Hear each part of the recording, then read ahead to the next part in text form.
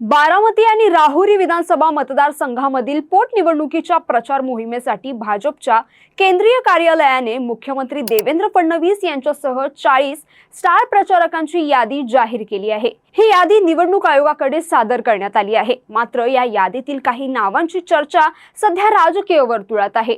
या यादीमध्ये गोपीचंद पडळकर यांचं नाव पाहून सर्वांच्या भुवया उंचावल्या आहेत। आमदार गोपीचंद पडळकर हे सातत्याने पवार कुटुंबावर टीका टिप्पणी करताना पाहायला मिळतात। राष्ट्रवादी काँग्रेस शरदचंद्र पवार पक्षाचे अध्यक्ष शरद पवार यांच्यावर सातत्याने टीका करणारे गोपीचंद पडळकर हे महायुतीत असताना अजित पवार यांच्यावर टीका करताना पाहायला मिळाले होते। पाहुयात याबद्दलची सविस्तर माहिती। नमस्कार, मी जान्हवी जाधव आणि आपण पाहत आहात टाइम महाराष्ट्र। पोटनिवडणुकीत अखेरच्या शेवटच्या दिवशी काँग्रेसने माघार घेतली असून काँग्रेस उमेदवार ॲडव्होकेट आकाश मोरे यांनी शेवटच्या दिवशी आपला उमेदवारी अर्ज मागे घेतला।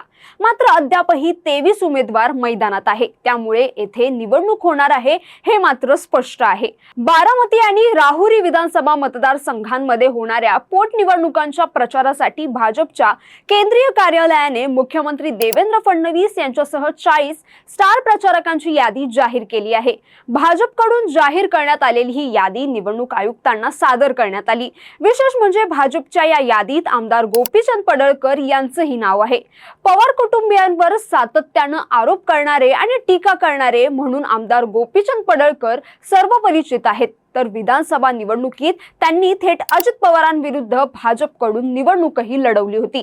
आमदार गोपीचंद पडळकर हे आक्रमक आणि वादग्रस्त वक्तव्यांमुळे नेहमी चर्चेत असतात। 2020 मध्ये आमदार गोपीचंद पडळकर यांनी शरद पवार यांच्याबाबत महाराष्ट्राला लागलेला कोरोना अशी गंभीर टीका केली होती।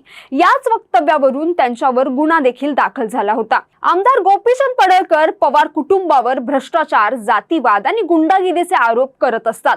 तसंच अजित पवार, सुप्रिया सुळे, शरद पवार, रोहित पवार यांच्याविषयी अपमानास्पद टीका देखील त्यांनी केली आहे। धनगर समाजाची फसवणूक करण्याचा आरोप देखील पडळकर यांनी पवार कुटुंबावर केला होता। तसंच मी अजित पवारांना सिरियसली घेत नाही असं देखील त्यावेळी त्यांनी वक्तव्य केलं होतं। आता याच आमदार गोपीचंद पडळकर यांना सुनेत्रा पवारांचा प्रचार करावा लागणार आहे। दिवंगत उपमुख्यमंत्री अजित पवार यांच्या निधनाने रिक्त झालेल्या बारामती विधानसभेच्या जागेसाठी निवडणूक होत आहे। या निवडणुकीत उपमुख्यमंत्री सुनेत्रा पवार या मैदानात उतरल्या असून सुरुवातीपासूनच राष्ट्रवादी काँग्रेस आणि महायुतीच्या नेत्यांनी ही निवडणूक बिनविरोध व्हावी यासाठी प्रयत्न केले।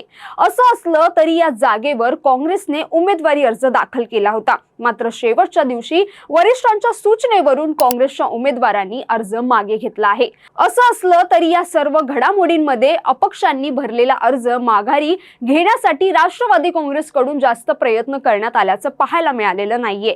त्यामुळे या निवडणुकीत सुनेत्रा पवार विरुद्ध अपक्ष अशी लढत आता होणार आहे। मात्र आमदार गोपीचंद पडळकर यांचं नाव स्टार प्रचारकांच्या यादीत असल्याने सर्वांच्या भुवया या उंचावल्या आहेत। या आधीच्या निवडणुकीत पाहायला गेलं तर भाजपकडून अजित पवार यांच्या विरोधात विधानसभा निवडणूक देखील लढवली होती। त्यामुळे पडळकर यांनी बारामतीमध्ये पवार कुटुंबाच्या विरोधात आपल्याला मतदान करावं असं मतदारांना आव्हान देखील केलं होतं। तसंच ते सातत्याने पवार कुटुंबाविरोधात आक्रमक भूमिका घेतात।